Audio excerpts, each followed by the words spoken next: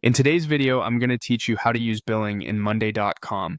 We'll walk through where to find your billing area, what each section is for, and a few practical tips so you know exactly where to look when you need subscription info, invoices, payment details, or billing contacts.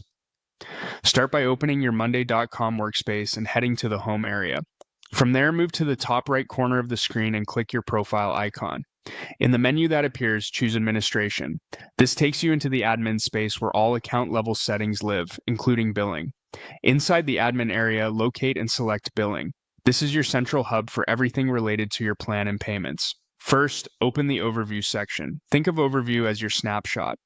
You'll typically see your current plan, the number of seats, your renewal date, and the status of your subscription. It's a great place to confirm what you're paying for and when the next charge is scheduled, especially if you're planning seat changes or budgeting for renewals.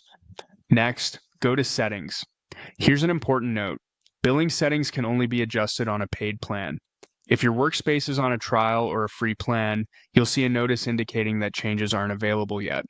When you're on an eligible plan, this area usually includes options that control how your subscription behaves, which can help you align billing with your internal policies and approval processes. Move over to Invoices to review your billing history.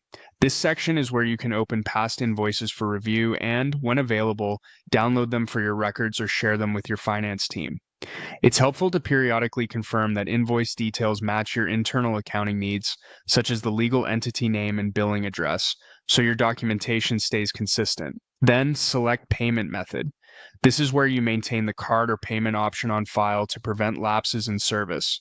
If your organization updates cards regularly, set a reminder to confirm the current method before your renewal date to avoid any disruptions.